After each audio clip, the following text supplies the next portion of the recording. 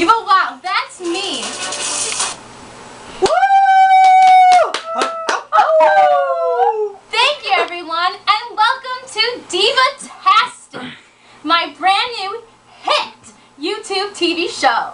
Now, to start us off on this episode of Divatastic, I'm going to teach you how to be a diva.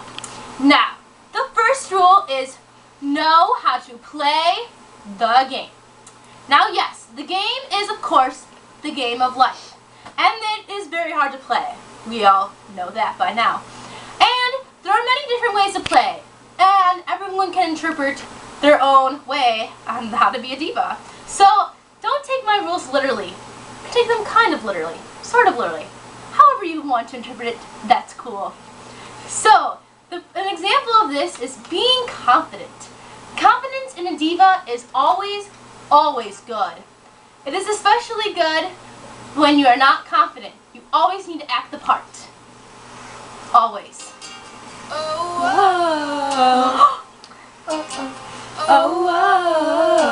Everyone, you know what that means? It's time for one of my personally written stories. Our first story this evening, and our only story this evening actually, is from our dear friend Megan Fisher and her love life in the family Christian store. It's about that girl over there. Yes. Okay.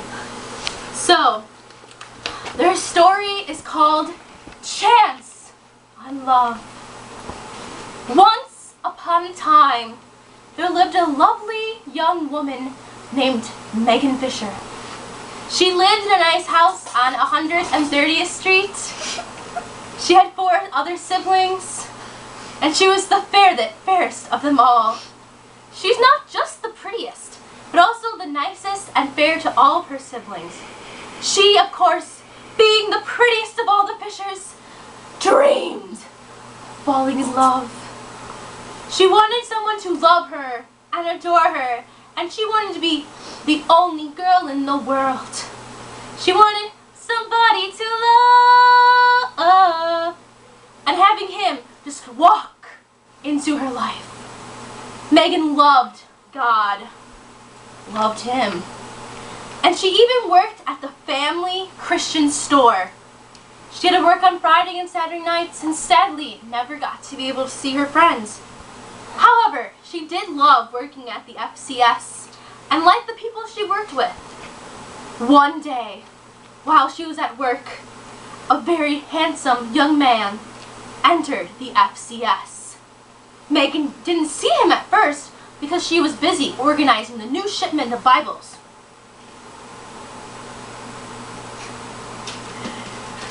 Then he walked into the room. Megan, of course, fell and tripped over her shoelace. She tried to get up and not make a scene, especially because she heard her co-workers laughing at her in the background. But then she saw a pair of shoelaces and feet. And she looked up and she saw the very nice young gentleman that entered the store. Her face now starts turning red and she doesn't know what to do. All she can think of is to freeze.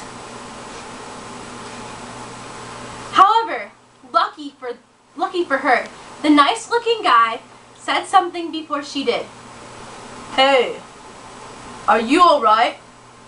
I saw you fall," he said. Megan replied, "Yeah, I'm used to taking a trip." He laughed and replied, "So, can I help you with something?" "Yes, I wanted my Bible imprinted for my little sister for her first communion," he said. "Of course, just come over here and I'll have it done soon," said Megan. While she was imprinting the Bible, the young man decided to strike up a conversation. "So, do you like working at the family Christian store?" he said. "It's alright. I mean, I have fun working here," she said in return. He asked her, "What is your name?" She said, "My name's Megan. What's yours?" "My name's Brad," he said in return. "Nice to meet you, Brad. Well, I'm done imprinting your Bible. Is there anything else I can help you with today? Yes, you can give me your number. At this point, Megan didn't know what to do. She thought this boy was really cute, but she had never been asked to give a number to a stranger. Should she take a chance on love? She was so unsure, but something in the back of her mind told her that it is right. It was as if Cupid struck her in the back of the head, saying, "He is the one. He is the one!" My number is 579-8052. Okay, he said. I will call you later. She could not believe what just took place. She was actually in shock. She was so surprised at what actually happened, with this voice inside her head and told her what to do. All she could think about was, what could this take her? Is he really the one? The rest of the day, she couldn't work. All she could do was think about Brad. She kept looking at her phone and read prayer books. Having a boy calling you. She left work and went home and forgot about Brad. She ate dinner and started her homework.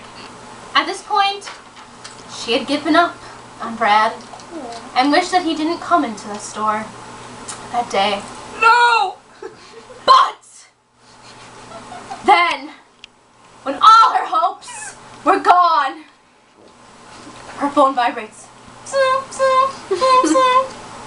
She opens her phone and sees that it's Brad. Her heart is beating so fast. Her hope has returned. She and Brad texted the rest of the night and agreed to meet that next weekend on Saturday night. Megan was very nervous and asked advice from her knowledgeable friend Katie. That's me. Katie, I'm so nervous about going out with Brad. What happens if he doesn't like me? What happens if he lied to me and isn't the person I think he is? Megan said in distress. I know that you don't know him very well, but all that you have said, he seems like the perfect match for you. And I'm sure that he is not annoying. Stupid boy. Then you have some, just say you have some cramps then and he'll take you home. No big deal. Megan agreed with what Katie said and was ready for her date. She got her favorite pink dress on, put some makeup on, had a cute pair of heels, and was ready to go. She got to her house right on time. He got to his house right on time, and she knew this was a good sign. She rushed out the house so her family couldn't meet her mysterious date.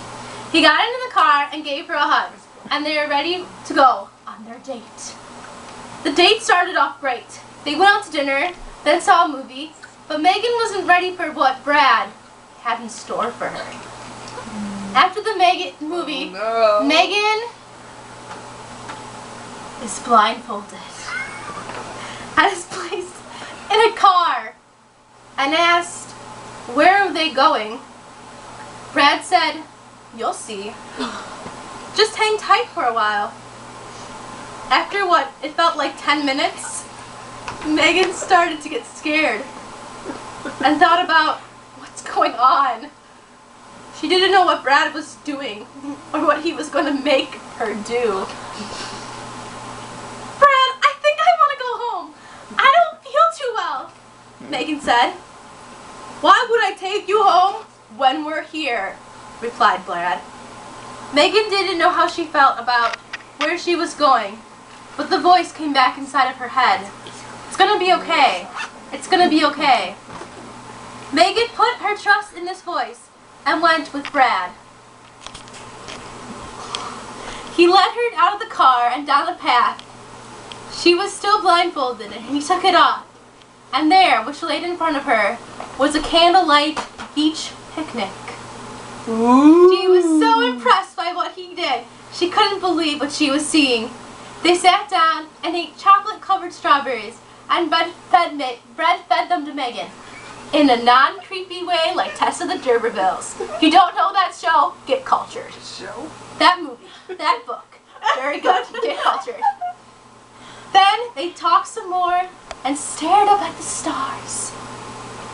Then Brad leaned in and kissed Megan. Aww.